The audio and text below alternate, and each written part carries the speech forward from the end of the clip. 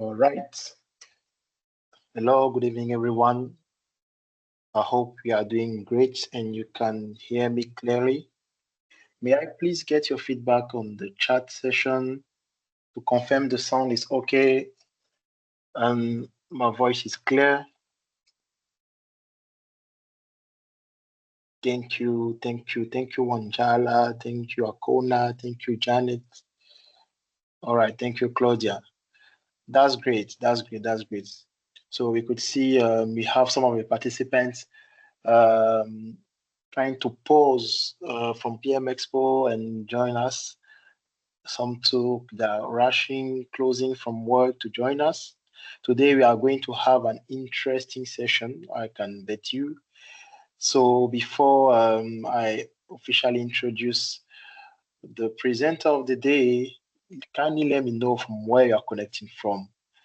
Let's network for 2 or 3 minutes. Please represent your country. Let's see how far are you, even though we are close with internet. Ethiopia, Seyum, you're welcome. Claudia from South Africa. Actually, I'm talking straight from Cote d'Ivoire, West Africa. We have Kenya, Zimbabwe, Kenya.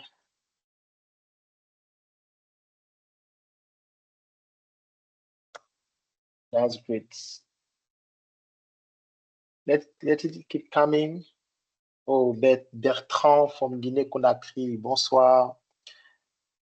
Tanzania, Botswana, Tanzania, Cote d'Ivoire. Yeah, my neighbor, someone is in the same country like me. That's great. Jeanne from Togo, bonsoir. So today there's not going to be any translation services for my Francophone friends. We'll have to struggle. We have to be agile. Marianne, yeah, from Nigeria. Esperance from Rwanda. We are coming live to Kigali in August for the Africa conference. I hope we have some who've planned it for this year. So the PMI Africa conference is coming live to Kigali this year in August. Let it keep coming. Let me know where you are connecting from. We are just giving 2 more minutes. Oh, we have Aaron from Sierra Leone. And we'll kick off today.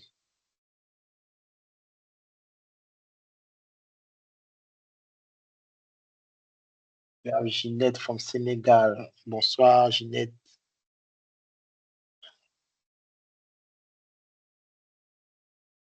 Let it keep coming. Let me know where you're connecting from.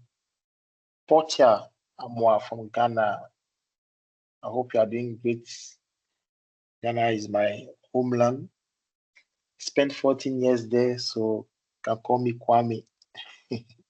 Liz from Kenya, the first country that welcomed me with PMI. All right, so without wasting much time, we'll kick off.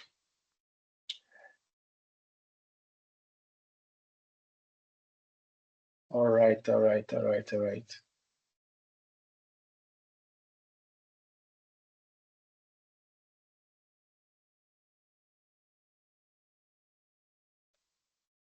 right, so good evening, everyone. It's my pleasure to welcome you to today's session, today's webinar on mastering project integration, transition, and compliance.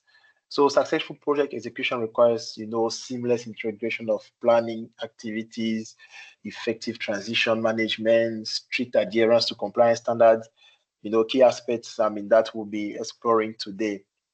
So to lead this insightful session, we have an esteemed professional with over a decade of experience in management consulting, business transformation, risk and performance management, and organizational capacity building.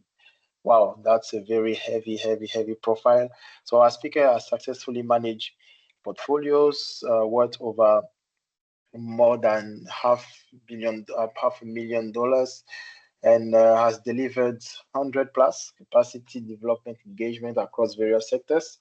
So as a certified project manager, business consultant, and learning development professional, so she has trained and mentored over 1,000 professionals worldwide, helping achieving their PMP certification on their first attempt. So you might be very lucky, this evening, to be part of those who also experience, that great speaker. So without wasting much time, help me welcome Esther Shirley, who is our speaker for this evening. Esther, how are you?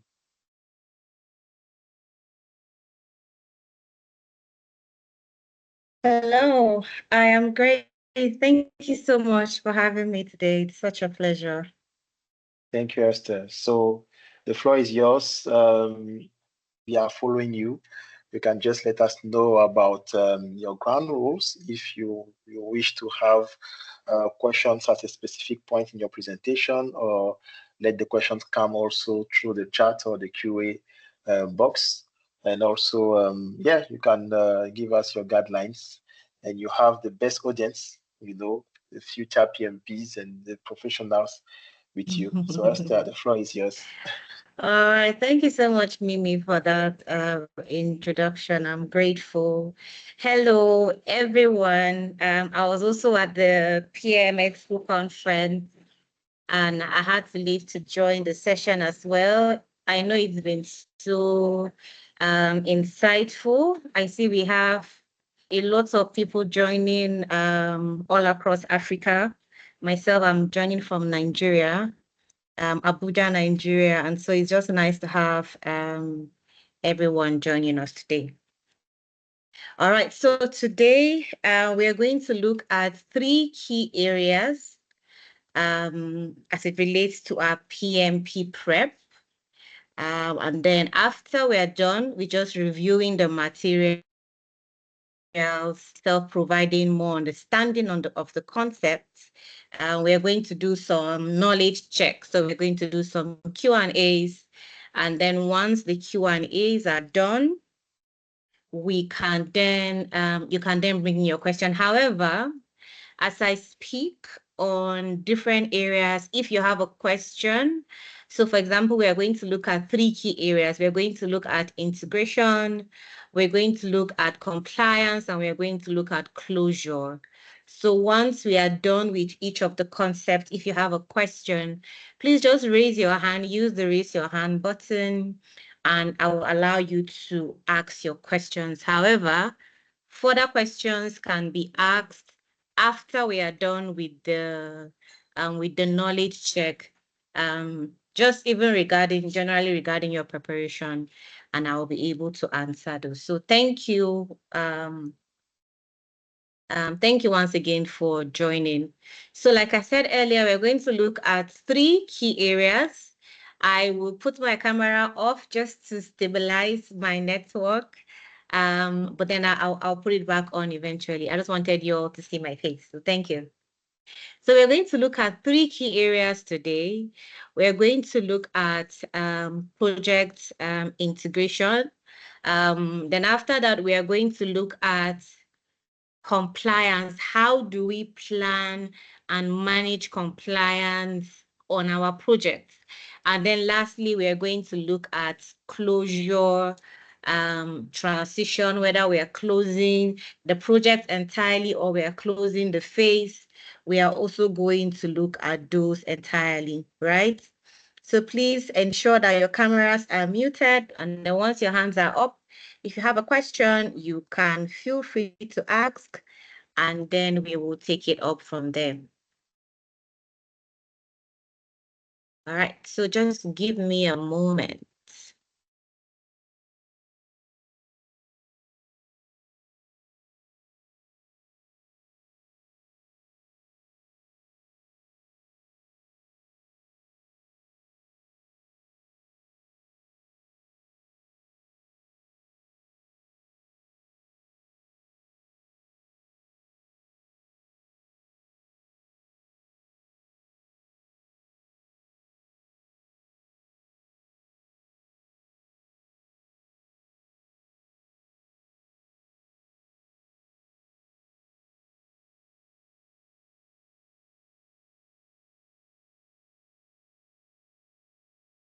All right, I hope you can see my slides. Mimi, please help confirm that my slides are clear and we can see them. Yeah, we can see your slide clearly. It's currently showing integrate project planning activities. All right, wonderful, wonderful. Thank you so much. So now we are going to speak about integration. Of course, one of the very, very critical roles of every project manager. My CEO likes to say that it is the most important role of the project manager that cannot be delegated is integration, right? So once we are done with our planning, we have planned for our cost, we have planned for our schedule, we have looked at our quality requirements for the project, we have, created our compliance plan, all the key and subsidiary plans that we need to create, right? Once all of those have been created, it is important that we now integrate everything together. So integration is a very important step that happens during project planning, where you are able to look at everything that is happening on the project from end to end. You are able to have a good understanding of where you are at with your scope, where you are at with your schedule, with your budget, with your resources, what outcome you are trying to achieve, and then you integrate them and you put them all together to ensure that you have a very good understanding of the project holistically. Integration is also having an end-to-end understanding, right? A holistic understanding on your project. So you are not just focused on the schedule, or you're not just focused on the scope or focused on the cost, and then, every other thing is being ignored. No, you are able to look at everything holistically. And where there are gaps, where there are discrepancies, you are also able to identify them. So when you integrate, it's about coordinating. You are coordinating every part of the project together to be able to have a good understanding, right? So this is very important for a project manager. Like I said, this is not a role that you would actually outsource. This is something that you have to do yourself. It is very important. So look at our subsidiary plans, right? These are all the plans that we create at the beginning of the project. So you are looking at your scope, your schedule, your cost, your quality. You're looking at all of them together, and you're ensuring that you're combining them together. They are clear. There is a good understanding of all of these components and how, we are going to continue with them as the project goes. You're looking at your baseline. We are aware that we have 3 baselines on every project: our scope, our schedule, and our cost. Well, they are the main ones, right? So we are just able to look at everything together holistically. You're able to have an end-to-end view of all your components. And where there are gaps, you are also able to look at it. So it's all about coordination. It's all about tying them together. Like with Agile, it's about having a clear roadmap where you understand, okay, so how does cost align with your, how is our scope aligning to our schedule? How is it aligning to our cost? We are looking at everything together. We are consolidating them and putting them all together to ensure we have an understanding. Where will there be conflict? Where might there be possible gaps? Are there any of the plans that are flashing? How do we resolve them? Right? So this is very key. This is very important that you're able to align, and then you don't find yourself focused on just your scope, and then you miss out on what is happening with your schedule and your cost. And although you integrate, at the beginning, after you're done with all your plans, as the project is ongoing, it is important that you don't focus on one area per time. As a project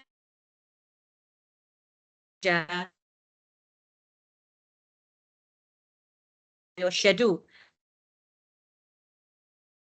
to provide feedback. You are not overly focused on your scope not realizing that you are spending over your budget, or you're not focused so much on your budget and not realizing that you are behind schedule, or that we're not even meeting up with compliance objectives. Somehow you have to be able to put everything together and have a good understanding. So it's about tying plans together, bringing them together, aligning them, understanding the dependencies, and how you are going to coordinate it throughout the project to ensure that there is synergy, right? So it is very important at the end of your planning stage, when you have created all these documents together, you are able to collate it together and integrate and have a good understanding. And like I said, it's not a role that you delegate as a project manager. It's a role that you ensure that you take charge and you lead. Of course, your team members are there to support you, but you should be able to put it all together and have a good understanding, right, at the end of your planning phase. It is very important. We see that there are gaps, that there are discrepancies, and then we start thinking about, okay, how do we adjust this, right? How do we even create probably a different structure to ensure that this works, right? So this is very, very important. This is very key. And like I said, when you identify where there are gaps, you ask yourself, okay, now I can see that the cost and the schedule are not marrying together. So how do we ensure that we close out this gap? So integration is a critical role for the project manager, ensuring that throughout the project, you are able to holistically consolidate and have a good understanding of everything that's happening, especially as it relates to your knowledge area. Remember, your project management plan is like your Bible or your Quran, whereby is that book that has subsets of books, right? So in your project management plan, you have your scope management plan, your schedule management plan, your budget management plan, quality management plan, communication, all the plans are in there, right? So consolidating them, bringing them together, having a holistic view of everything at the same time is what integration is all about. Now let's move to compliance. Compliance is very important in every project, and this falls, of course, under the business environment. Because remember, on your project, you are not standing alone. You are working in a particular environment, whether you are in Nigeria, whether you are in Ghana, whether you are in Canada. The business environments are definitely not the same, right? Sometimes you are also working in an organization. Maybe initially you were working with the government and they have a more functional structure, but now you are implementing a project not for the government. You're not implementing the project for a private organization that has a more flatter structure. You should be able to understand all the compliance, whether it's industry compliance or is regulatory compliance, right? We have different standards, we have different government regulations, like how much you pay tax in Nigeria is not the same way you pay tax in the UK. Our minimum wage rate in Nigeria is not the same in Ghana, it's not the same in Cote d'Ivoire, it's not the same in Rwanda.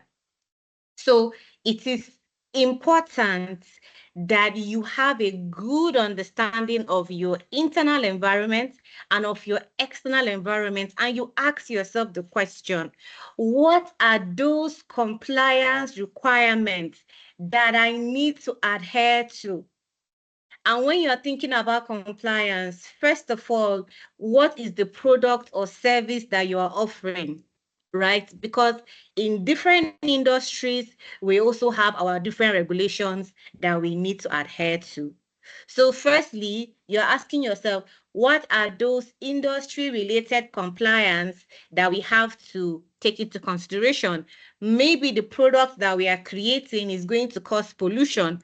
However, there is an acceptable rate of pollution in different countries, and based on the country that you are currently working in, that you need to take account or you need to take consideration of, right? So you're asking yourself the question that, what are the industry and what are the government regulations that you need to adhere to in terms of taxes, in terms of interest rate, I mean, in terms of whatever it is that is the government regulation in that country. You should know, even if you are not from there. If I'm in Nigeria and I'm implementing a project in UK, I should understand what is their compliance requirements, right? So you're thinking about government regulations, you're thinking about corporate policies, you are thinking about your product and your project quality requirements as well, right? You are thinking about your project risks, because that on its own, sometimes your non-adherence bring about project risks. So when you're looking at compliance, you're asking yourself, what compliance requirements do we need to adhere to for this product, for this country that we are implementing the project in, based on the industry that we are working?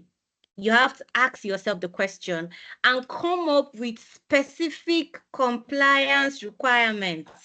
Sometimes you categorize your compliance into different areas, and then you ask yourself, what are the potential threats of compliance and non-compliance? And if we don't comply, what will be the consequence? So, for example, in Nigeria right now, we now have the Nigerian Data Protection Act, and there is lots of awareness as to organizations that are either data processors that are using people's data to adhere to, right? One of the banks, I think last 2 months ago, got a penalty, and they paid over 10 to 20 million naira for not adhering to such, right? So you start thinking about, what is the consequence of non-compliance? What is it going to cost us? How do we ensure that we don't pay for non-compliance? So you must ask those questions, and you should be able to understand them and clearly identify them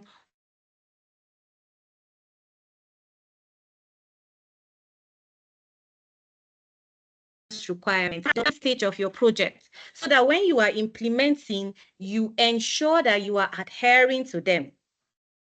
And then after you are done implementing, when you are monitoring and controlling, you check the gap to see that you had closed out on most of these compliance requirements, right? So like I said, it could be standards. I know sometimes we have the ISO standards, for information security. We have the ISO standards for quality. We have the ISO standards for, service management, several ISO standards.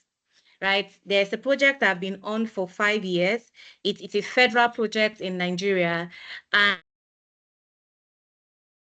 And the organization wanted to share data with OECD countries. However, they declined to share data with them because they were not certified with ISO 27001, which is of information security. So they had to call our organization to come in and help them get certified. Right? That was a key requirement for them. All the banks in Nigeria, for example, you have to adhere to ISO 27001 standard because you have people's data. So you should be aware, and even if you are not, you should have probably a compliance team member that should ensure that every compliance requirement, whether it's legal or it's regulatory, we adhere to. Because if you don't, sometimes the penalty is just too much. There are penalties that will even lead you to not implementing the project at all. So you should be able to ensure that you identify your compliance requirements. You look at your different areas, just like I've said. Is there environmental risks? Is it a workplace hazard? Is it quality? Is it, in relation to social responsibility? Is it process risks? You look at every area, and like I said, based on your industry or your unique legal and regulatory exposure, right? There are some things that you can get away with in the UK, but when you come to Nigeria, you can't get away with it. So those are things, and that's why understanding your external environment and your internal environment becomes very important to ensure that most of these are being adhered to. Very important. Quality is also a key area of compliance. So there's a video usually that I play in the PMP prep training. There are 3 real life situations that have happened where non-compliance to quality led to detrimental loss of money and of lives. One had to do with Toyota, when I think I know Toyota have had a couple of recall, of course, not just Toyota, in the automobile industry, but that particular case study was about Toyota and how their floor mat was bad, such that when you are driving, you begin to, it makes you to accelerate when you should, and it was causing lots and lots of damages. Now, Toyota initially their focus was they were more customer focused and safety focused, and then they moved to wanting to be the best in the world, right? And then so there was now that shift from quality to focusing on their revenue entirely, right? And I think the cost of compliance, just for them to ensure that, all the testings are being done before we roll out the models of the cars. It was just a few, I think a few hundred, a few million, no, a few thousands of dollars. However, they skipped that and they spent over $10 billion, $1 billion, sorry, in recalling all of the Toyota cars. And of course, for those that had lost their lives, there were compensations and all of that, right? So that was one case study. We had another one of NASA. Of course, when they were trying out, to send the first rocket out, and the O-rings were bad. The engineers saw them, they flagged that the O-rings were bad. However, because they were pressed for time, they ignored it. And of course, the rocket went up. It wasn't up to 10 seconds, it crashed. They lost, and to fix the O-rings was just $125,000. However, the loss of lives for it as it relates to money, it was in billions of dollars. They lost their most experienced guys, and it's just a lot, right? Recently in Nigeria, in one of our states, called Jos, there was a school that collapsed with primary school children writing their examination in a particular story building, and the story building crashed. Lots and lots of children died. I know that there's a particular family where the mother had 4 children in the school, right? 4 of them died.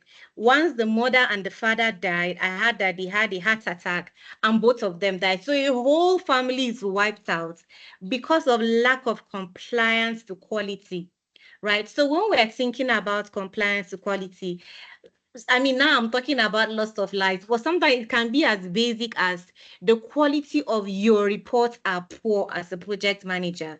And so there is rework that has to be done. So for our project, let us ensure that we clearly identify what are our quality metrics as it relates to compliance. How do we measure to be sure that we have been able to achieve these quality metrics at the end of the day? What level of tests and trainings do we need to do before we put most of our products out there into the market, to avoid us being sued, people losing their lives just because of quality errors, right? So, like I said, again, treat compliance as an objective. Don't just treat compliance as something on the side. Let it be an objective. And if we identify specific risks that relates to compliance, we must ensure that there is a risk owner that is in charge of checking, has this risk materialized into an issue, and that we also create effective risk responses so that should any of the compliance risks that we have identified materializes, we are able to immediately implement the risk response. And hopefully that resolves the issue. So we should not wait until the end of the project to check whether we're adhering. No, that's why it's very important that we do our variance analysis.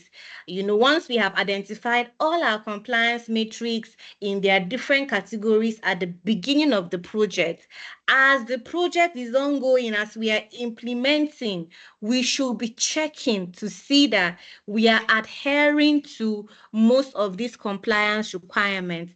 And if we see that we are not, then we'll immediately control by ensure that we close out most of the gaps that we have identified, so that when we have reached the end of our project, we then won't start seeing that, oh, we have made an error. Now you can see that there are lots of compliance issues that we have not adhered to, and we have wasted, so much money and time. So it's important as the project manager to ensure that our compliance, just the way we are focused on cost and schedule and scope, we are also checking to be sure that our compliance requirements are being adhered to. So it's very important to document all the compliance requirements at the beginning, to plan, right? How do we achieve all of our compliance requirements? Those that we have identified risks for them, how do we create effective risk responses so that if they materialize, we are able to mitigate them immediately,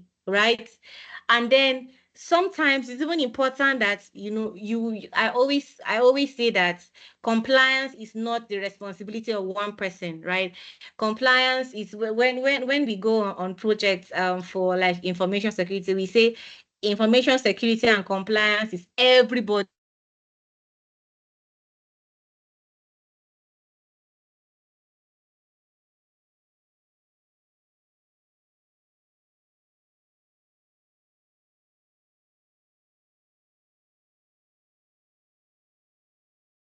Hello, hello, hello. Can you hear me?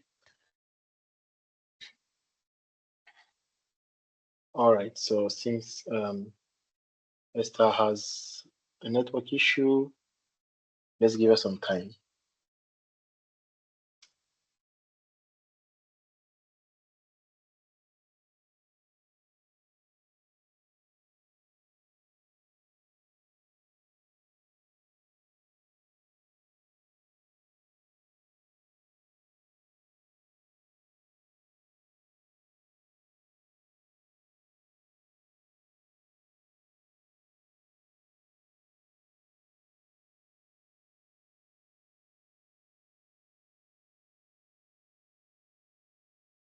All right, so let's give it some time for Esther to reconnect, so we can seize the opportunity to have a small break, try and stretch, maybe drink water,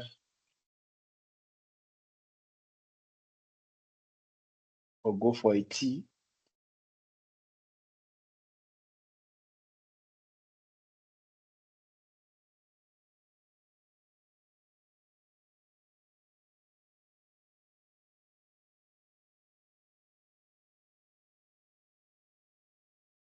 Apologies. I think I had a network issue. I didn't realize, and I was just speaking. Please, can you hear me now? Yes, we can hear you. Welcome back. Thank you. Do you remember where you stopped hearing me? I guess we were still on the compliance. Maybe if you show the slide, we can let you know. All right.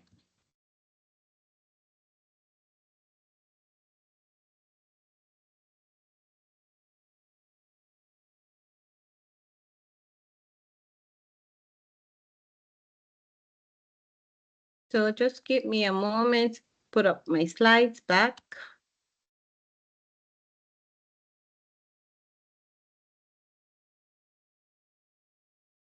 Please, can you confirm that you can see my slides? Yes, you can see your slides. Yet to. Okay, so now let me ask the audience just to check that they've been following, right?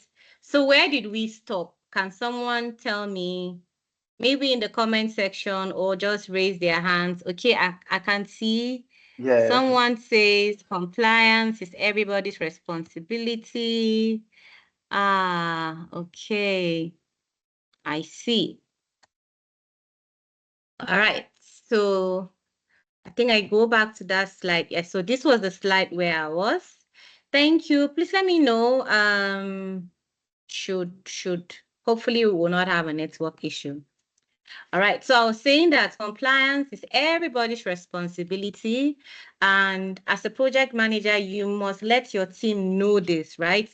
Of course, you always want to be in the position where you are not just the one leading the project, where you are empowering your team to be able to lead, right? So compliance should be everybody's responsibility. I have just shared with us some few stories. I mean, I know in Nigeria we have quite a bit of, these stories of how lack of compliance is leading to project failure or loss of lives and, things like that. And I'm sure if I ask us to share, and I will ask us to share after now, we'll also hear stories, of how, lack of compliance has led to loss of lives, loss of money, loss of resources, and loss of time. So compliance is everybody's responsibility. And like I said, treat compliance as an objective on the project. Sometimes lack of awareness is the reason why we don't adhere. So ensure that, we keep all our team members in the loop, especially those that are going to be actively involved in that area of work, that they are aware, that we do all our level of checks, all our levels of testing, just to be sure that we are good. And then if there are any new legal regulatory requirements, that we are aware of them. I recall, I think about a year ago, in Nigeria, the minimum wage was increased. And I know that for a couple of, of organizations, for those that were paying less than the minimum wage, they had to quickly adjust to that. And that will mean, of course, more money that wasn't planned for, right? But again, that is the environment in which you find yourself in. And, it is now important that you align with it. So that is key and that is important. Another way for us to ensure that we take note of compliance is that we assign specific stakeholders to sign off. So we would say that we have a stakeholder, whosoever it is that we have identified, maybe it's our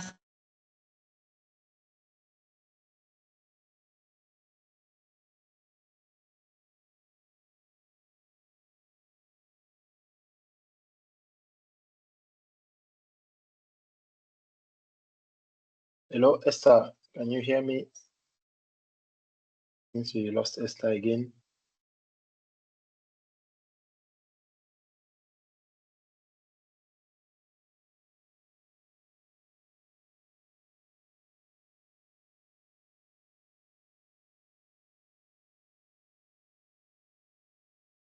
Can you hear me? Can you hear me? Can you hear me? Can you hear me? Can you hear me? Can you hear me? Can you hear me? Yes, Esther, we can hear you now, but there is echo. Is it still echoing? Yes, it's still echoing. How about now? Now it's stable. All right. Thank you.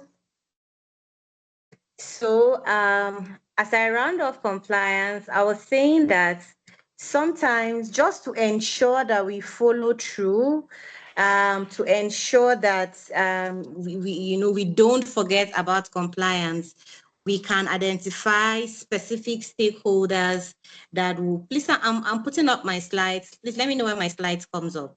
Thank you. Okay, go. All right, so yeah, it's important that sometimes we identify specific stakeholders who would have that responsibility of signing off our compliance deliverables, doing, ensuring that there is some level of testing and validation that happens. And if there are early warning signs, we are aware on time to be able to quickly resolve them before we go ahead with our project. So that's another way just to ensure that we actually stay compliant as the project is ongoing. So we can ensure that we have specific stakeholders that will do the sign off of our deliverables while the project is ongoing. So again, as I round off compliance, like I said, it is everybody's responsibility. As a project manager, you must ensure that your compliance requirements, whether it's industry, whether it's regulatory, whether it's specific to the product, that you are aware of them, that you clearly identify them, that you have a system in place to ensure that they are completed, that they are validated, that they are tested, so that you don't put your product out there and then you find yourself in trouble. So far, based on everything we have discussed, do we have any questions so far so that we can go to the final area? Do we have any? All right, so if you have a question, feel free to drop it in the chat section or the Q&A box. I'll read it out to Esther. Or you could also raise your hand or activate your mic for you to ask your question. All right, so just let me know if anybody has a question. Let me know. They can drop it in the comment section and then I'll attend to it shortly. So let's quickly look at the last area and then we can do some Q&As. I can answer some more questions and then we can bring the class to a close. So the last area we are going to look at is project closure, right? So people always feel that it is only when a project, that the only time a project comes to an end is when we have achieved all the set objectives and we have met all our deliverables and they are accepted. That is true, but there are also times that project comes to an end prematurely, right? Maybe we don't have the funding anymore for us to go ahead with our project, right? Maybe we have realized that this project is not achievable. The objectives that we have set, is not achievable anymore, right? However, for most projects, we believe that when projects come to an end is when the objectives have been achieved, the deliverables have been completed, the customer has signed up, the customer is happy, we have checked our definition of done, we have checked all our acceptance criteria, we have checked our KPIs, everything is good to go, and we sign up. Yes, that is one of the ways that our projects can be completed, right? But we also have times when projects can come to an end prematurely, right? Maybe, like I said, we no longer have funding. It could be that there is a new management and this project is not their priority anymore. It could be that the deliverable is no longer desirable or feasible.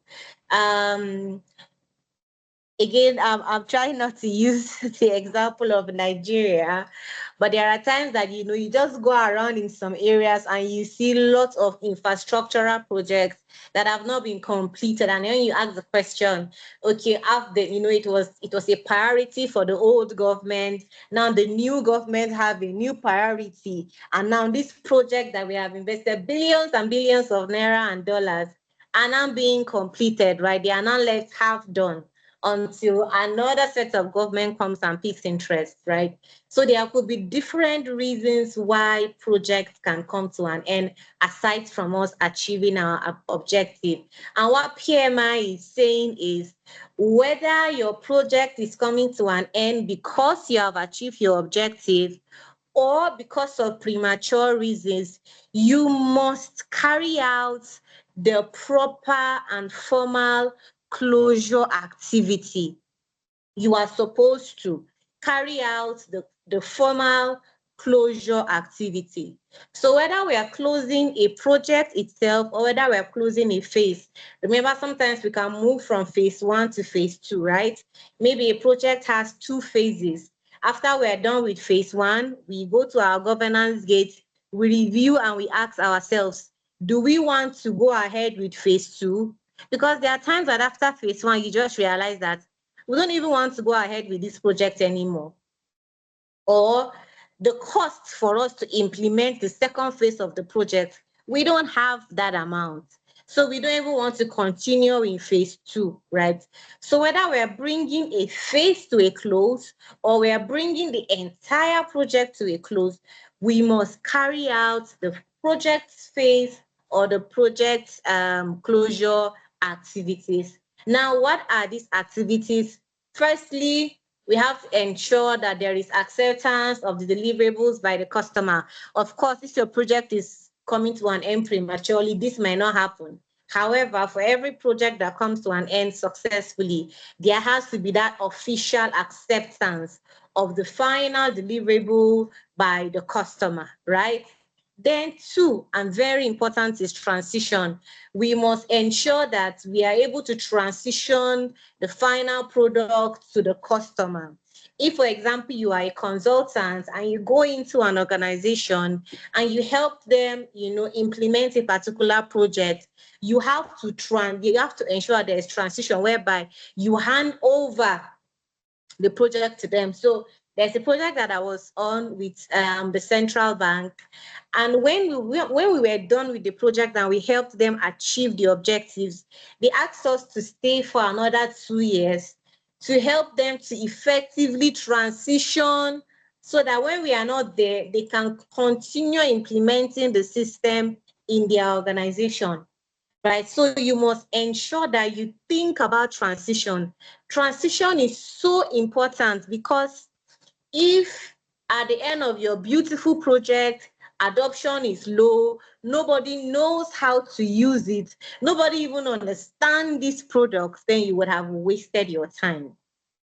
There was a time in my organization where a new tool, I think it's called Orange HRM, was introduced to us. It was supposed to be like the HR tool where you ask for leave and just carry out most of the manual HR activities that we carry out.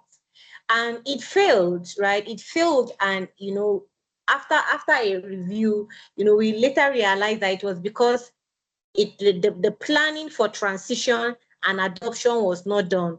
So even after it was installed, there was minimum training. Nobody really used it. Nobody even know how to use it. Most of us were still asking for our leaves manually, right? So transition is important. You must ensure that all the documents that you have created, that they are well archived, they are well documented in your repository. You ensure that your OPAs are properly documented, so that whenever anybody needs guidance and wants to refer to your previous project, they can go there and gain insights, right? We must ensure that we make all the necessary payments to all our vendors. If we have contracts, we must ensure that most of the contracts are closed, and then we should ensure we do archiving of all information, and also we officially release the team. So I was thinking about transition. Like I said, transition is important. Most people miss out on this. You deliver an excellent project, but then you don't plan for transition.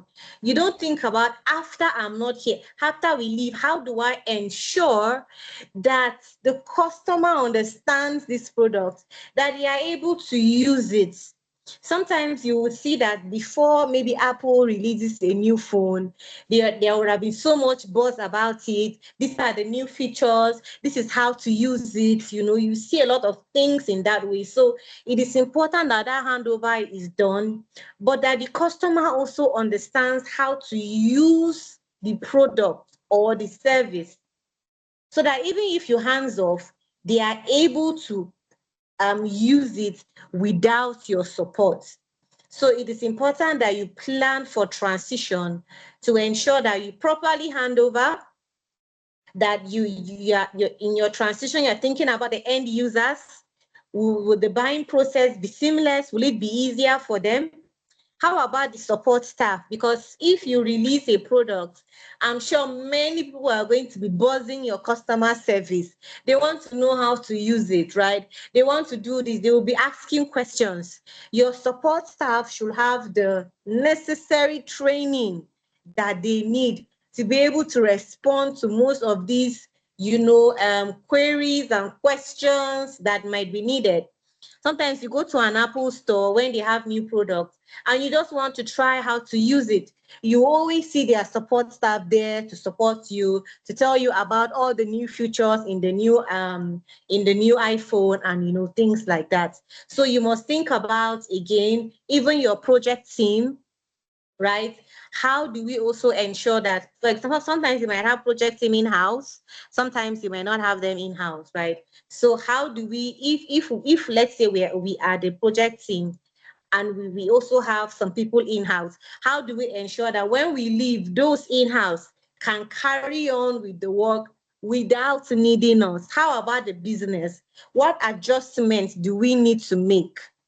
So when you are bringing your project to a close, you must think about transition. Most times, change management is something that we ignore, because I'll tell you, no matter how beautiful that new system is that you want to implement, if people don't understand it, if people don't understand why they should use it, adoption is going to be low and you are going to find huge resistance to change.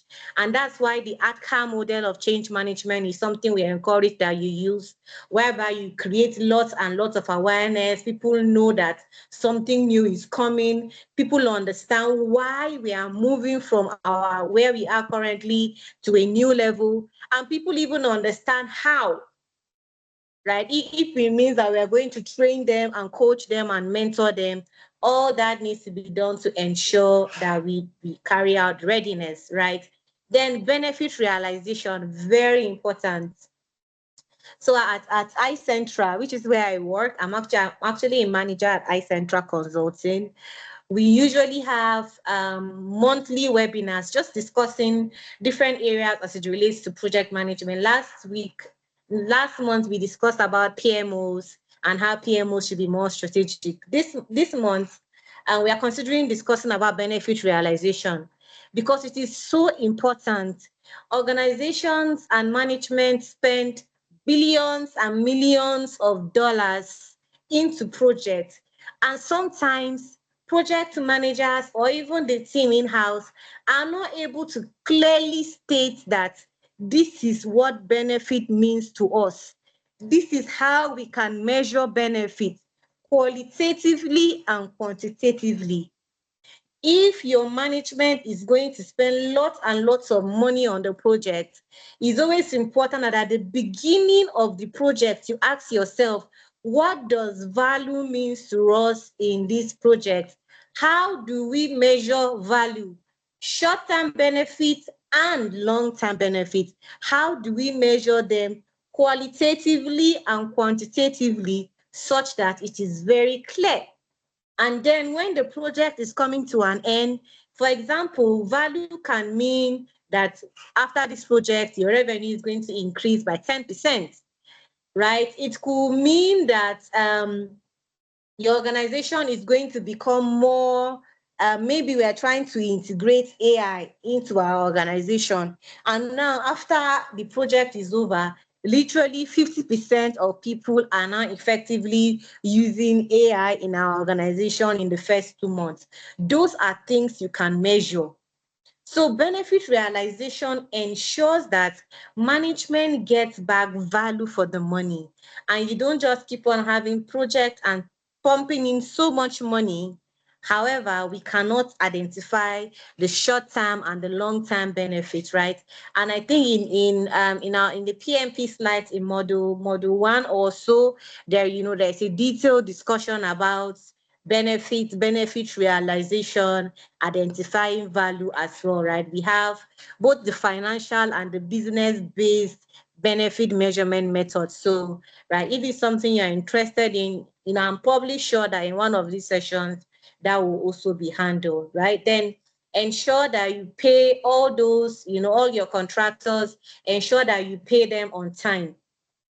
You don't need to wait until the project comes to an end to pay your contractors, except this is what you have agreed with them. For example, if a project is going on for 1 year, however, right now, I am a vendor you asked me to supply some materials, I've supplied them. You should be able to pay me. I don't have to wait until the end of the year, except if that is what we have specified in our contract.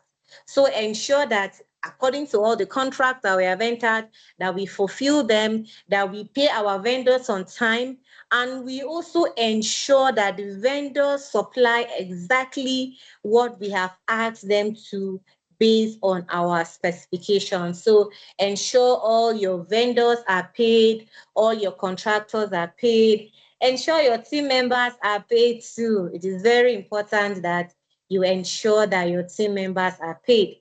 Then I don't think my slides are moving. Okay, so I'll put my slides back up, right? Then also, I've already spoken about benefits and realization. Then also ensure that we have archived. Remember, our OPAs are important because the documents that we create on the different projects that we undertake, they become our process assets. Right? So if, for example, we want to implement a similar project, we don't have to reinvent the wheel. We can just use, go back to the lessons learned document from the previous project and just use that just to make our lives easier. So you must ensure that every document that was created in this particular project, you need to ensure that they are properly archived and that they are properly documented, and you also put them in your repository. You also need to ensure that you have your lessons learned. The Agile team call it retrospect, right? At the end of the project, we must have our final retrospect and our final lessons learned. Those are also key and they are very important, right? So that we're able to put together all the lessons learned from this project. What were all the things that went well on this project? What were all the things that did not go well on this project? And then how, what were some of the issues that were identified? How were we able to resolve some of those issues? Those are things that we can also take account of and take note of. I'm not sure what is wrong with my slides. Are my slides moving, please? I don't think they are. Please, can you confirm if my slides are moving?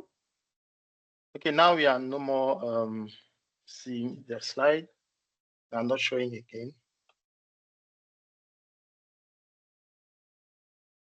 Okay.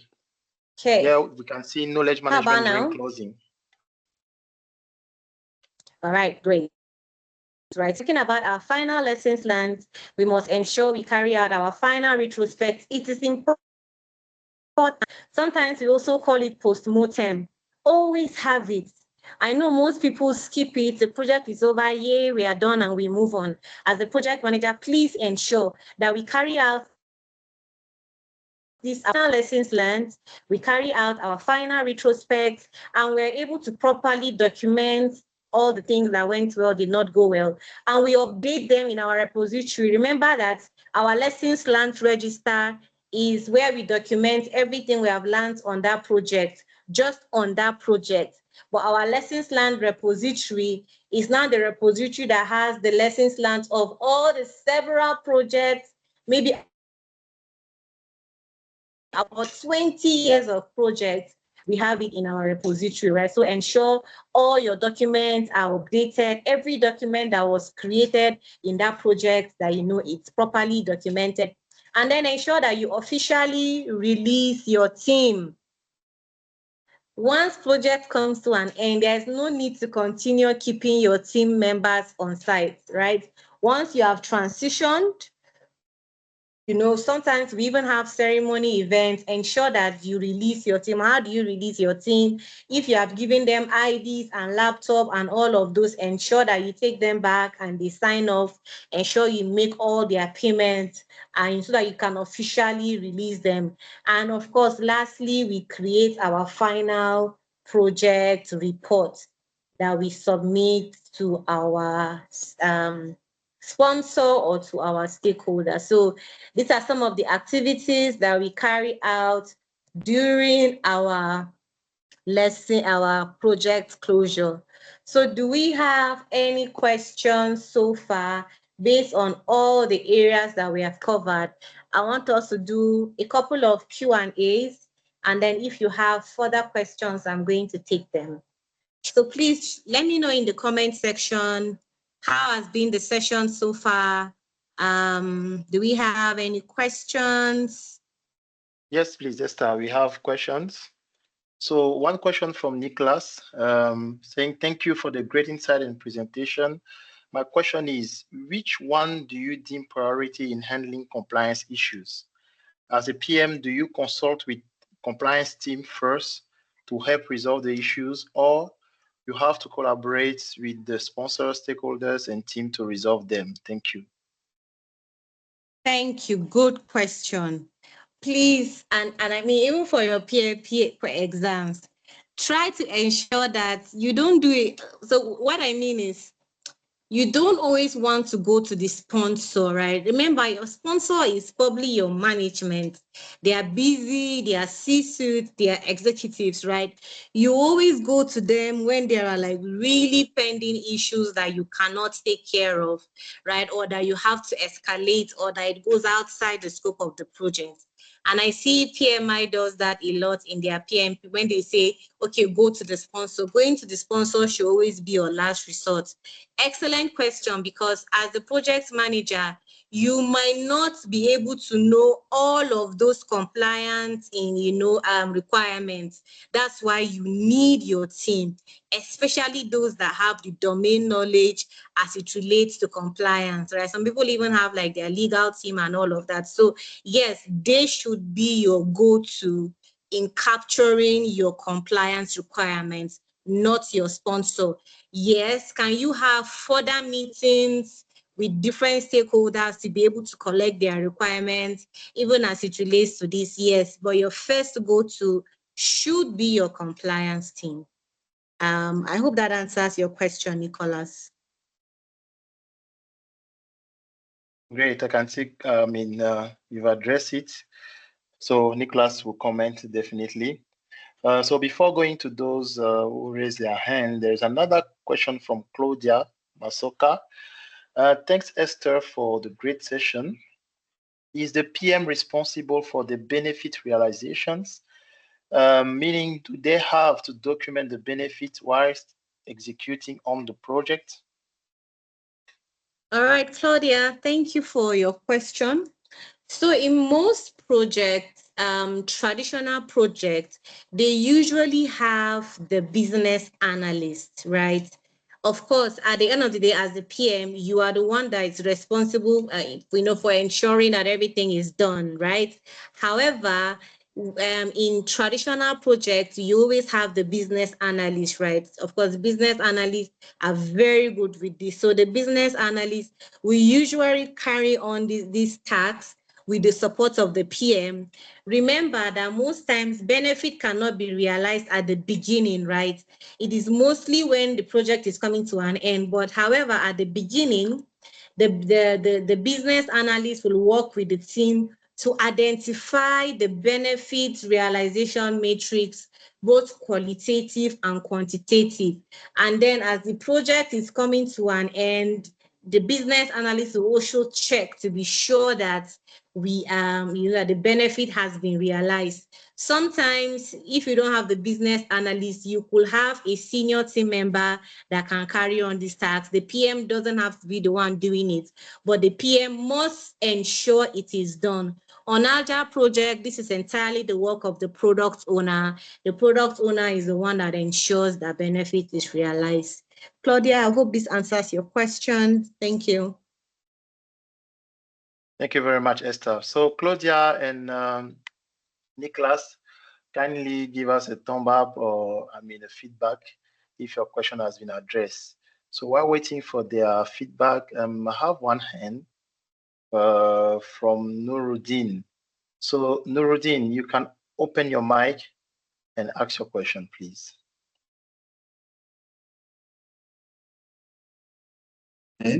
Everyone, thank you very much to our facilitator, Esther. I want to ask it because I think two questions. One of this is about the knowledge of institution management. I want to ask how many processes do we have there on? And secondly, do we have we been in a scenario whereby in planning, let me say compliant, and you are in Nigeria, you're working right remotely, and the project is situated, should I say, in the UK, you have conflict of compliance.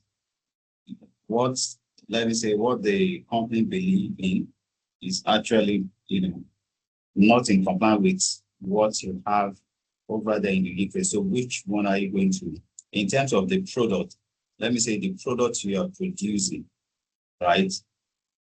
What your company, because your company is situated in Nigeria, what the way they comply in terms of quality, let me put it that way, is different from what they what they are approving in UK. So how do you go about in order to marry the two together? Thank you. All right, thank you, Nuruddin. In answering your question, let me understand. Where are you producing the product? We are producing in the UK. You are producing in the UK. Who are the audience? Who are the users of that product? Yes, you have the citizens of those who are residing in the UK. They are the users. Please, can you say that again? The resident of the UK, you're producing it for them. Actually, it's more like you're having subsidiaries of like company, like you have how do I put it? We have Technic, and you also have 3Count there. And the company is situated in, did I say, Dutch or something? So I'm just saying you have companies who have subsidiaries, all over the places, right? So, and the company themselves, they have their compliance, they have their, the makeup of those, what their product is. Do you understand? So, but in the UK food, let me say their food control or something is okay. But this particular, we do not, agree with this. Do you understand what I'm trying to say? So what would then happen in order to marry the two together? We they have to, go on with what is, applicable in the UK, or they have to stick. I'm trying to, in terms of marrying, when you have conflict of regulations, that's what I'm from it. In terms, it can be regulation, in terms of the product requirements. Okay. So if I understand your question very well, and to answer it, the business environment is very, very important when you are producing.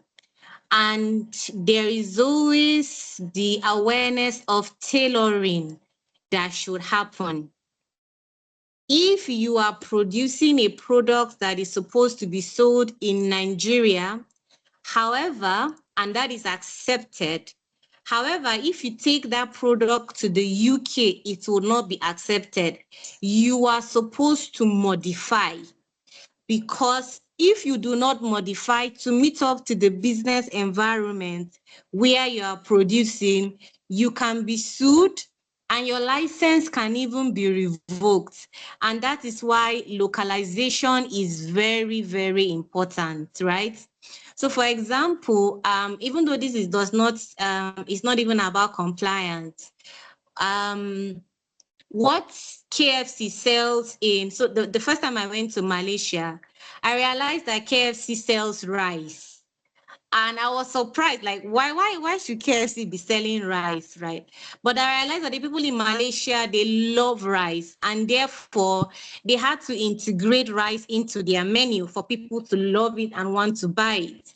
In Nigeria, I see that KFC sells strips of yam, which you definitely not find that in the UK or in the US. Why? Tailoring and localization. So it is important that whatever products, if you have a product that sells in Nigeria and now you want to start selling it in the US, you have to ensure that the right modification is done for that product to be compliant with any requirement in the country where you want to sell it, or else it will not be acceptable and then you will lose out. So usually most organizations will take up different strategies where the localization is being put into consideration to ensure adoption. Is that clear? And then as it, okay, yeah. And then as it relates to integration, so of course, first things first is you have to ensure that your project charter is developed at the beginning. And then once that is done, you move on to ensuring that your scope is ready. After your scope statement is clear, you move on to ensure that your project plan is created, and then all of that is integrated together. However, for your PMP exams now, things have changed. It's not like before 2021, when they'll be asking you what is the input, what is the output, and all of that. You will hardly find those questions anymore, right? In terms of the process. Of course, after you monitor, you think about the control change process. But for now, you barely find most of those ITTO questions, tools and techniques, hardly, right? The questions are more scenario based. We don't follow the knowledge areas before. You are marked according to initiation or the life cycle, and then there are specifications on the process areas. Now that is not really done anymore. We are focused on process, people, and business environments, and that's how it aligns. So if you are preparing for your exams, I don't think you should worry so much. Should you know them? Yes, but I don't think you should worry so much about the ITTOs. Yes, you should know them, but focus more on understanding the concept and then aligning your experience to that. And I think you'll be able to answer any questions at all in the exams. I actually feel that this adjustment has made the PMP exams easier. Some people may not agree with me, but I feel that it has made the PMP exams easier. So I hope I've been able to answer both your questions. If yes, I think we can go into our Q&A, just our Q&A session, and then I'll also take up more questions. But I hope I was able to answer your question well, even especially as it relates to, selling your product in different countries as well.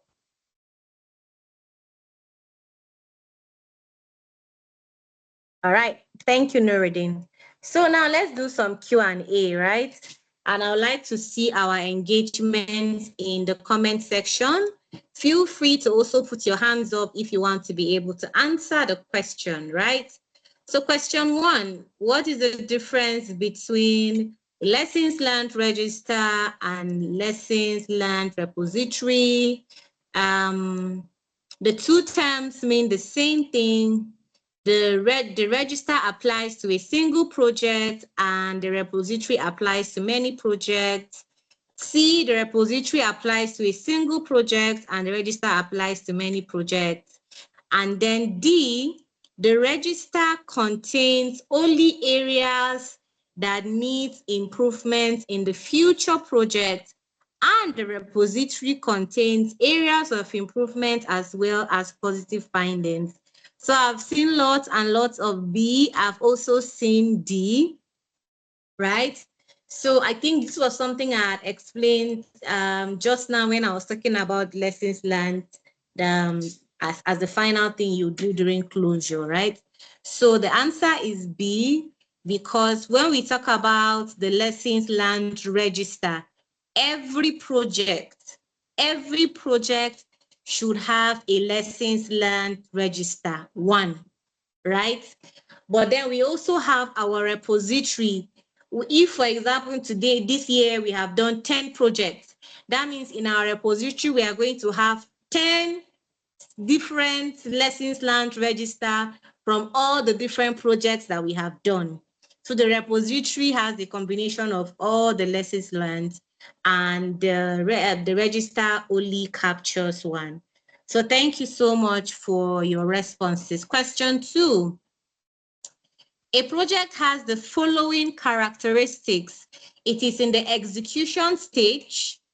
A new law requires immediate compliance. This law will impact the project scope, schedule, and cost. What are the 3 possible actions to ensure compliance? So among these options, 3 of them are what you should do to ensure compliance, right? So I'd like to see our answers in the comment section. A, initiate avoidance of the risk. B, ensure the project management plan is updated. C, escalate the issue to senior management. D, update the issue log. E, begin the change request process. 3 are the answers. So when you are dropping your answers, I'm expecting to see 3. For example, A, B, C, or C, D, E, or C, A, B, something like that. All right. So I'm seeing B, I'm seeing C. Oh, I'm seeing A as well. I'm seeing C. Okay. So I don't know. I need somebody to unmute their camera, if their mic, if it's possible.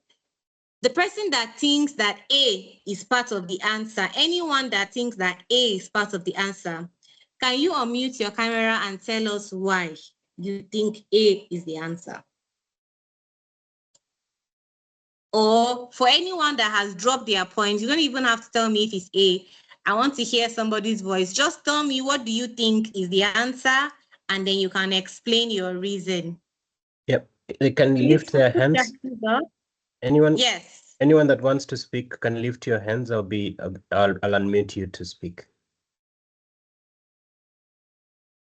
I can see lots and lots of responses. So I just need one person just to tell me what they think the answer is and why. We have Mbali. Mbali, please put on your. So I actually schooled in South Africa, and I had a wonderful friend called Mbali. So Mbali, please put on your mic, and then Good evening, everyone. Actually Mbali Khumalo from South Africa. So you are right. I chose answer B because already the law requires immediate compliance, which means we don't have a choice. We need to comply immediately. That will affect our scope and schedule and cost. Therefore, that means our project management plan also needs to be updated and also updates the issue log and begin with the change request process. That's my understanding. So that means your answer is B. It's and what else? And D and E. Because I can't escalate the issue to senior management because already it's a law that is binding us to comply immediately. Instead, let's rather change our project management plan and update it to include the new regulations and also update the issue log and begin with the change request process. Okay, thank you so much, Mbali. So your answer is B, D, and E, right? Yes. Thank you. Thank you so much. Do we agree with Mbali? Is there anybody else that has a contrary opinion to Mbali? Nicholas, are you agreeing with Mbali or you have a different answer? Thank you. I agree with Mbali. Okay, who else? Thank you so much, Nicholas. Who else has a different answer? I think we have Maurice. Because one of Mbali's answers is wrong. Two are correct. I need someone to help me figure out which of the options that Mbali has picked that is wrong. Maurice, please go ahead. Yes. Thanks, Esther. So for me, I'll go with A, initiate avoidance of the risk, which is part of the risk response plan. And B, ensure the project management plan is updated. As this is a new compliance issue, it has to be adhered to. But I'm going to go with E, because this also affects the project. We need to go through the change process. So for me, it's A, B, and E. I have discarded escalation as well as D, because the questions pertains to ensure compliance. I think those are the three issues. Thanks. So Mbali, you said A, right? What was your second option? I know I heard A. Hi, Mbali, can you hear me? Yes, no, I didn't say A. I said B and D and E. That wasn't Mbali, that was Maurice. Forgive me. Yes, Oh, yeah. Maurice, you said your answer is A and what? A, B, and E. A, B, and E. Okay, so A, B, and E. All right. Yes. I think I have Yvonne. Yvonne, do you have a contrary answer? Please go ahead. Yes. Okay, so I think because it's already in the execution stage, I want to choose C, D, E, and then take out A and B. Why? I want some rationale. Why? It's always good that you understand it. So even if the question is twisted, you still be able to answer it.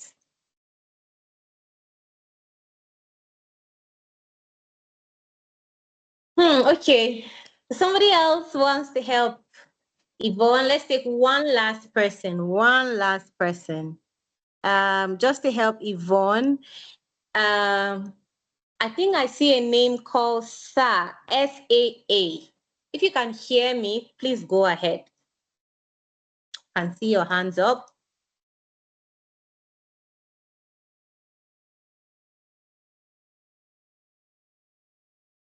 I saw a name called Sa.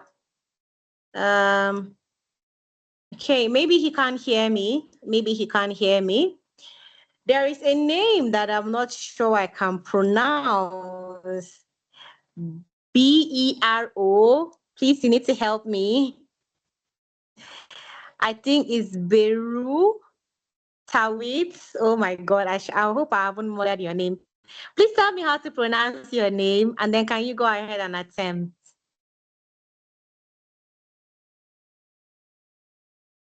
Please, can anyone hear me? Do you hear me now? Hi, Mimi. Can you still hear me? Yes, I can. Do you hear me? Okay, you can hear me. My answer will be B, C, and D. B, C, and D. Why? Before go to change the request process, we have to escalate to senior management. Okay. That's why I choose B, C, and D. So my name is for the responses. All right. Please say, what did you say last? Say that again. My name is Brooke Tawit. Brooke Tawit, is that it? Yes, from Ethiopia. From Ethiopia. Wonderful, wonderful. Thank you so much. So thank you so much to everybody for your feedback. So now let's take it one by one. So firstly, initiate avoidance of the risks. That can't be the answer, because this is clearly a compliance issue, right? When you avoid a risk, you are totally eradicating it, and you cannot eradicate these risks because it is coming straight from the government. You can't eradicate it. So A is not the answer. B, ensure that the project management plan is updated. Now, we cannot update the project management plan yet until we have officially initiated and completed the change process. Remember, in our change control process, in a traditional project management setting, whenever there is a change, for example, there is now a new government compliance, we must go through the formal change control process. So we first of all have to document this particular risk or whatever the change that we are trying to ask. We have to first of all document it and then log on an official change request process. If the change is going to have an impact on scope, schedule, and cost, then we do an impact assessment. What is the impact of this change on our scope, on our schedule, and on our cost? And then once we have done this impact assessment, the next step is to submit it to our change control board. Our change control board is going to assess it. If our analysis is valid, the change control board will then accept it. And once they have accepted it, we document it, we then go ahead and implement, we communicate, and then lastly, we update all of our documents. So until you have done an official request and it has been approved, before you can update the change management plan. So B is not correct. Why is C correct? C is correct because of one reason. The law will impact the project scope. Remember, I said that the only time you will go to the sponsor is if any changes that is going to happen on the project is either is going to affect our scope or it's probably relating to something going out of the scope of the project. Anything that is affecting your scope, you have to take it to senior management, because remember, your scope is defining the boundary of your project. And as the project manager, you do not have the power to make any change that relates to the scope without an official approval from senior management, except that approval has been given to you. So that is why C is the answer. And of course, we'll update our issue log because a new issue has arisen. And then we will immediately start the control process so that once our change has been officially approved, then we can update our change management plan. I hope the explanation is clear and we understand why this time we need to go to senior management, and we also understand why we cannot yet update our project management plan, and we also understand why we cannot initiate avoidance. Right? So I hope we have a good understanding. All right. Mbali, you have a question. I see your hands are up. Is your hands up now, or is that from before? Apologies, that was before. All right. So, but Mbali, I hope you understand now why we have to go to senior management. Our three most important constraints, they are going to be impacted. It might mean that we will need much more money. It might mean that we will need much more time. So anytime your scope is affected, it is almost automatic that your schedule and your cost will be impacted. So you need to go to senior management. All right, thank you everybody for your contribution. Please, for those that their hands are up, you can put your hands down so that I know those that are putting their hands up for this question. So this question says, in which of the following situation would you not perform the close project or phase process? in which of the following situation would you not perform the close project or phase process? A, when a project is terminated. B, when a project phase is completed. C, when a customer validates interim deliverables. And then D, when a project is complete. So I would like to see our responses. All right, I'm seeing lots and lots of C. All right, good responses. So it is C. When the customer wants to validate interim deliverables, we definitely don't need to carry out a project closure. Thank you all for your contribution. Next question. If a project was terminated early, why would the project manager insist that the team performs the closed project or closed phase process if the project was terminated early? A, to document the reasons why the project was terminated early and determine how. Sorry, Esther. Can we see our slides? No, It hasn't need to moved, move. right? No, it hasn't moved. Ah, thank you, thank you, thank you, thank you. Okay, maybe let me just share my slides again.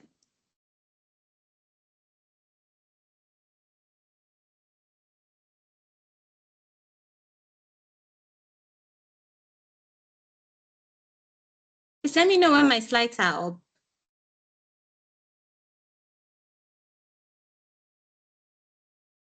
Not yet. Okay.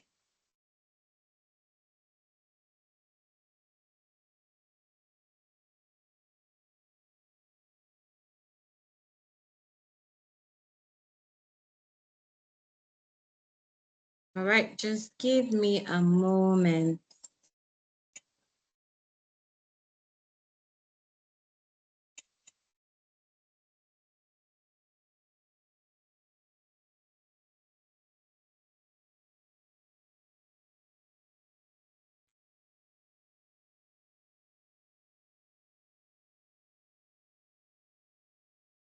Please give me a moment to put my slides back up.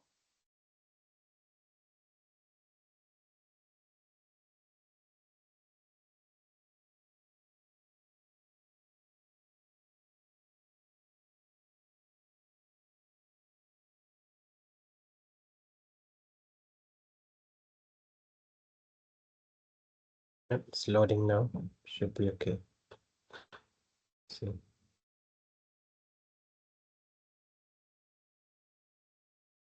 All right, I'm sure you can see my slides now. Yeah, it's good now. Thanks. Thank you. So if a project was terminated early, why would the project manager insist that the team performs the close project or phase process? So let's look at the options. Why? Why would the project manager still insist? Is it A? Is it B? Is it C? Is it D?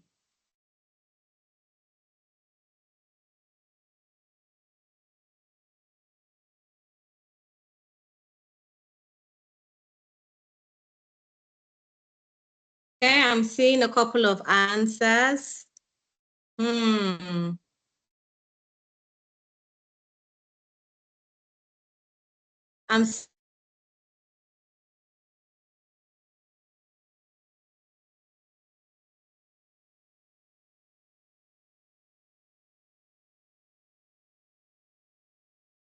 I'm seeing a lot of these. A, good. So I need one person that have said A, or Yvonne or Marianne or Rahel. Can one of you tell me why you have said A? And then for those that said D, maybe Nicholas or Janet or Maurice or Mbali, right? The answer is actually between A and D. So whosoever is saying A, can one person tell me why they are saying A, and another person tell me why they are saying D, and then we agree on the answer.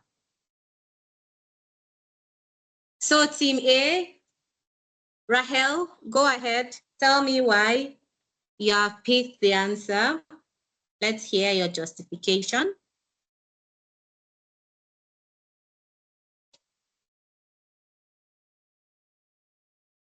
Hi, Rahel. Are you there? I hope I'm pronouncing your name correctly. If I am, please can you unmute your mic and speak up?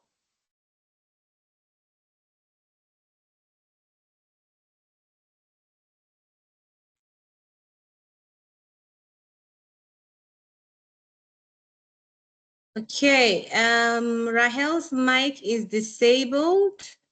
Who else wants to go? I want somebody else. Nicholas have spoken, Yvonne have spoken. I want somebody else. I want to hear, we have quite a lot of us on the line. I want to hear from somebody else.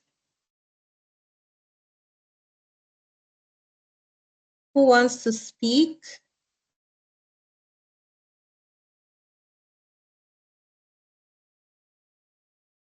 Okay, let me see.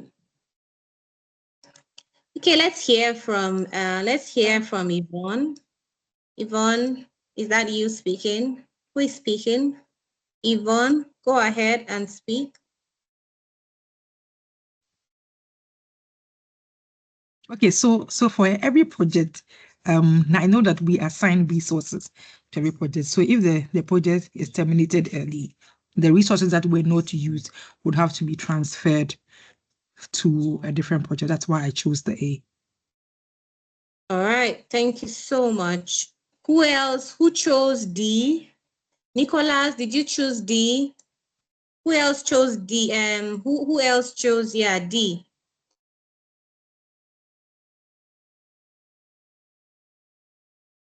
Yvonne, please put your hands down since you have answered. Thank you. Nicholas, what's your answer? Okay, Divine D. Okay, so who else? Who picked D? Just unmute and answer. Yes, I did. Go ahead. So for me, based on your session, I believe lesson learned register is part of the project close or phase close. So that's why I picked D. Okay. All right, so thank you all for your responses. I know that D is a very close call, and trust me, in your exams, you always see options that are close, right? If option A wasn't here, I would go for D, right? So the main reason why you should document why the project has been terminated, remember, I had spoken about the importance of ensuring that if a project is terminated early, that, let's document what was done and what was not done, right? Yes, is it to help us figure out the mistakes we'll make in the mistakes we should or we should not be making in the future, yes. But the thing is, there are things that are out of your control. It might not even mean that you make any mistake at all. If a new government comes on board and decide that they don't want to prioritize your project anymore, you did not make any mistake at all, right? But it doesn't still mean that you should not document your closure activity. So one of the main reasons why you have to do that is so that you are able to also capture the work that was done, the work that was unfinished, because remember, you will still have to close out, right? So if you had 4 deliverables and you were able to complete, so I've seen times when a project was terminated and a lot of the team members ran away with the items. I've seen that, where they took away computers, they took away laptops, they did not return them. Everybody just took what they could and they left. Right? So yes, lessons learned helps us to understand the mistakes that we made. However, why you should do a closed project phase activity is to help you capture what has been done, you close out on that. What has not been done, you ensure that you probably document them. If the question had asked about lessons learned, option D would have been the answer. But for this question, option A and D are the closest. However, if we want to understand the reason why, then option A is the answer. Okay, we don't have a lot of time. We have a couple of questions we need to run. What is the primary component used for integrating the project management plan? What is the primary component used for integrating the project management plan? A, output of the planning process. B, when the product will be phased out. C, when the project will be chartered. And then D, administrative duty of the project manager. I think I emphasized on this a lot. Please, can you see my slides?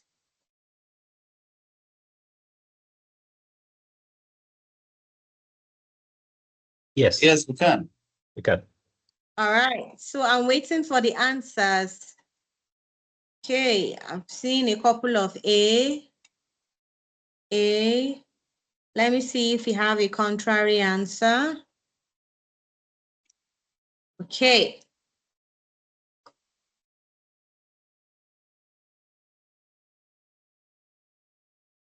So I've seen a couple of A.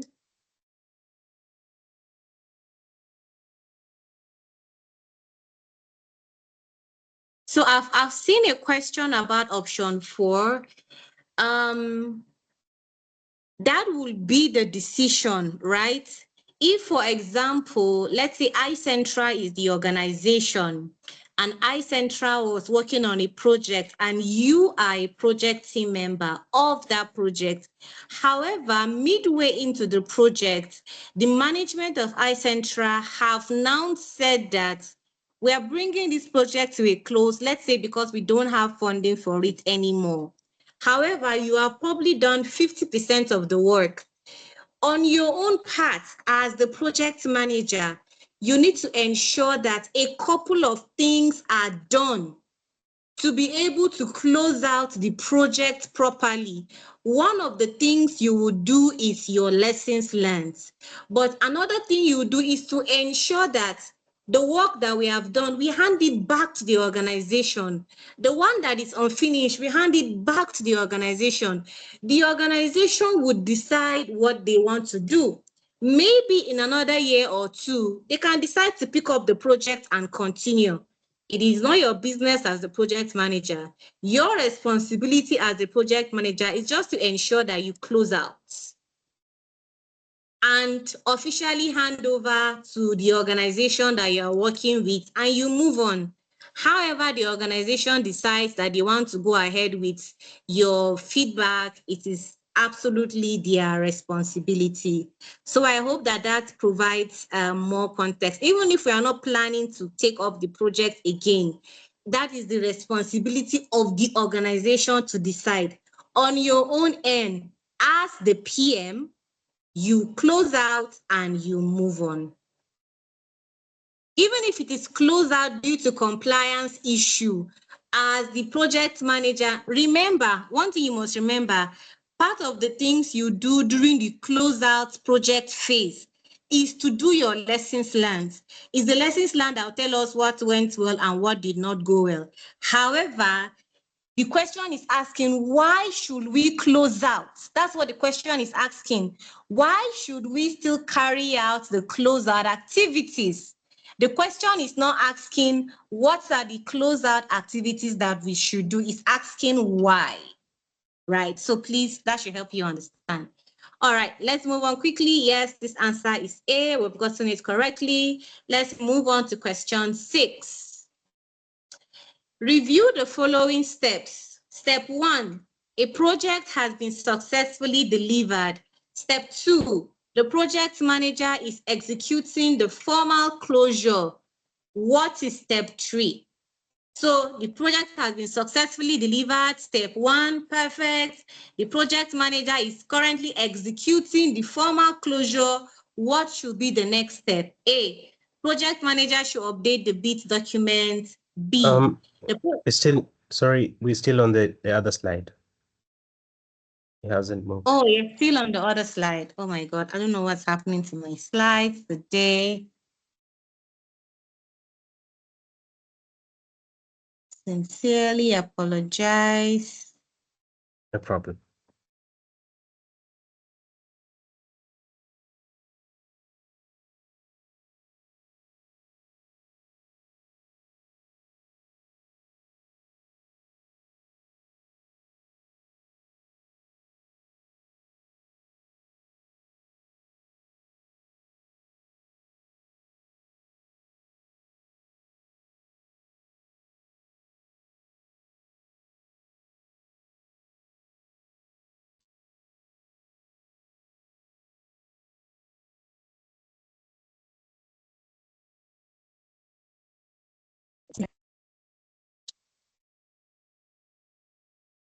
Somebody is trying to call me, that's why.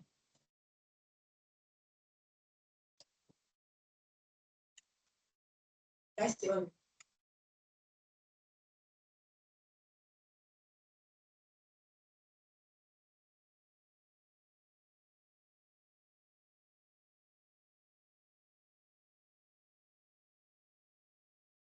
Please, can you see my slides now? Are they back up? No, not yet. Apologies. So let me try once again.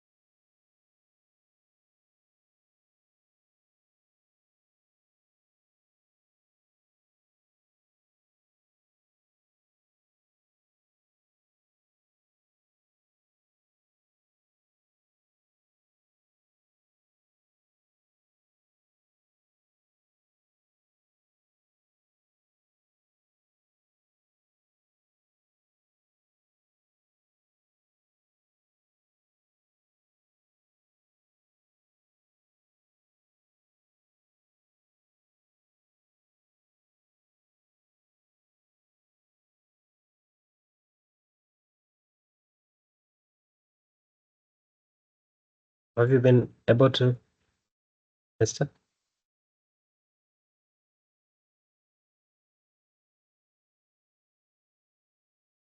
Hello, Esther, can you hear me?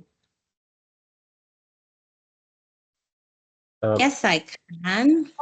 Okay. Now I'm seeing your Teams. It's not the slides. Okay.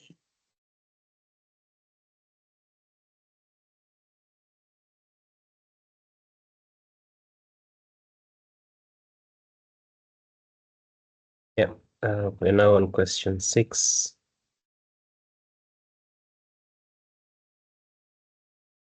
Yeah. I see my slides now. Yeah, it's okay. Right, thank you. We have like 2 or 3 more questions to go and then we'll be done. All right, so review the following steps.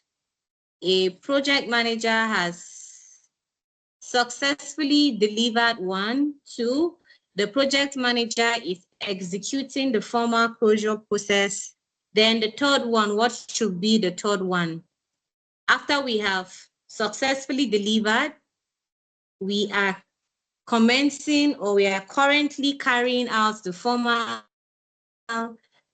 closure process. What should be the next thing? A, that the project manager should update the bid document. B, The project manager should obtain stakeholder acceptance. C, the project manager should reassign the project team. D, the project manager should reallocate the funds. So I'm seeing a lot of B. That is correct. B is the right answer. Thank you. All right, the next question. I hope we can all see the next question. The project manager wants to make sure that all the team members understand the importance of the whole closure process and hold on, and ask if there are any more questions. One team member asked, what will happen if the process was not done? How should the project manager answer this? So they had a meeting, and the project manager has explained to everybody the importance of us carrying out a formal closure process. And now a team member is asking what will happen if the process is not done, whether it's closing the project or it's closing the phase. What is our answer? Okay, I've seen B. I need to get more responses. I've seen B. I need to get more responses. Okay, Harold says B. Maurice says B. Akona says B. I need to get more responses. All right, Yvonne says B. I've seen a couple of A and I've seen C. Interesting. So again, when you are reading your questions, always understand what is the question asking me. Now the question is saying, what will happen if we don't carry out our formal closure process, right?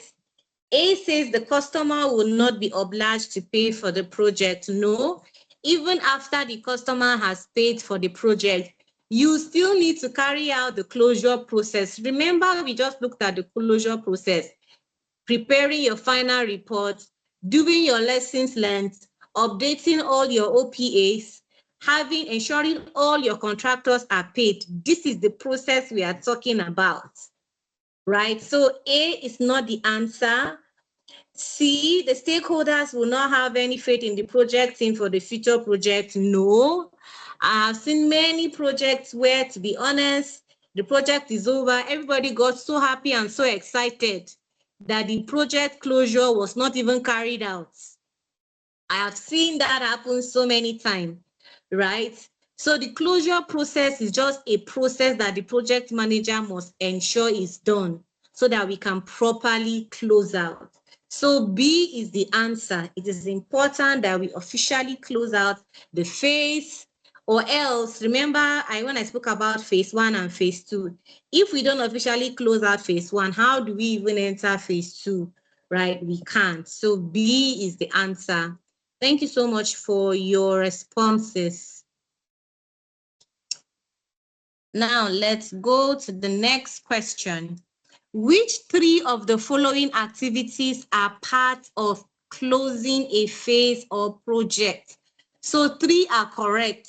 Which of these 3 are part of those things you do during an official project closure?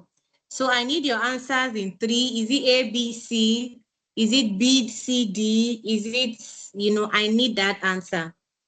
And before we finished up the closure, I listed out the closure activity. So is it release resources, initiate acceptance, archive project information, or transition responsibility to the project sponsor or key stakeholders?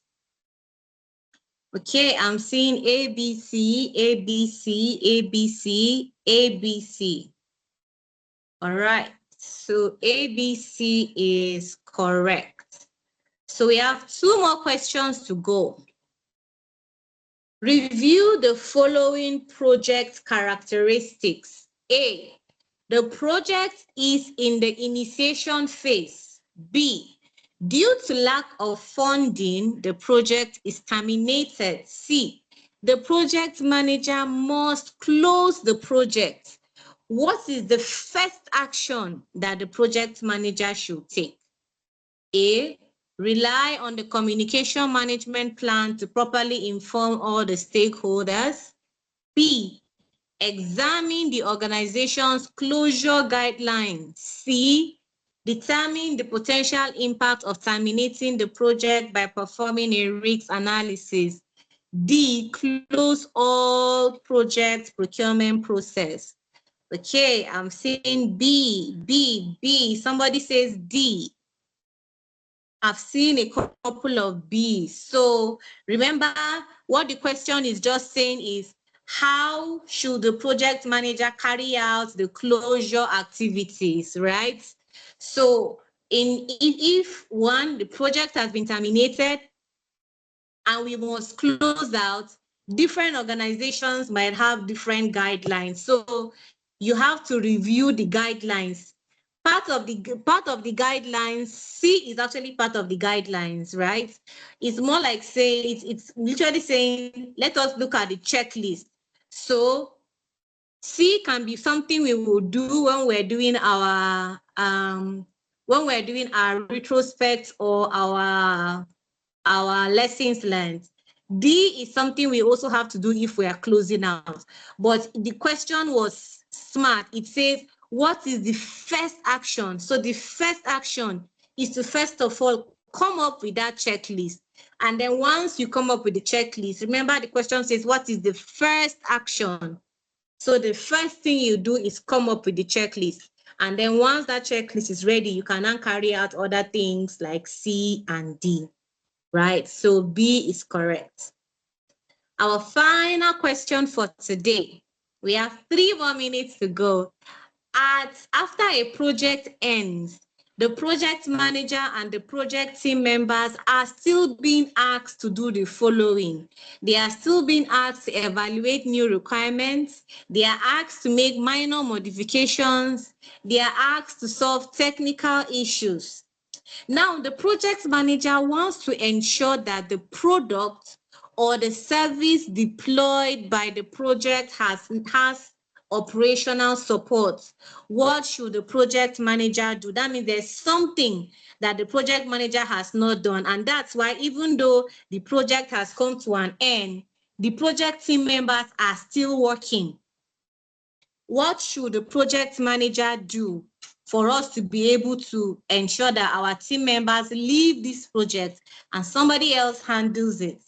So I'm seeing A, Yvonne says A, Claudia says A. I'm seeing a lot of A. So for the sake of time, I'm going to bring this to a close. It is A, it's because we have not officially handed over the project. So thank you so much for all your engagement. This has been such a wonderful, wonderful, wonderful session. Mimi, thank you so much for your support. Thank you to everyone, for joining. I look forward to connecting with you. I think I'll probably drop my LinkedIn profile, right? Let's connect and, let's speak. Hopefully we meet in Rwanda this year in August. But let me hand over to Mimi. Thank you so much. Thank you so much. Yeah, so this is Nelson. Mimi dropped off about an hour ago, and I joined in, so that's okay. Yeah. Thank you so much, Nelson. Thank you for the opportunity. Thank you for your support. No, thank you so much, Esther. You've really been great today. We're very grateful, first of all, for you just showing up and taking the candidates through this session. Attempting all the questions, answering the questions, and even just sharing your experience as well. So thank you so much. It would be good if you can share your LinkedIn and direct contact information if any of the candidates wants to reach out to you directly. That would be great. If you cannot share now, you can drop them to me on WhatsApp and any other relevant material, and I will share with the candidates. In terms of the recording, we will share that tomorrow. Thank you so much. I'll just drop it on the comment section and I'll also drop it with you on WhatsApp. That's fine. Thank you. we will share this recording and any other materials on the WhatsApp group as well. And we look forward to seeing you again next week on Tuesday and on Thursday. Thank you so much. All right. Bye-bye. Bye-bye. Thank you.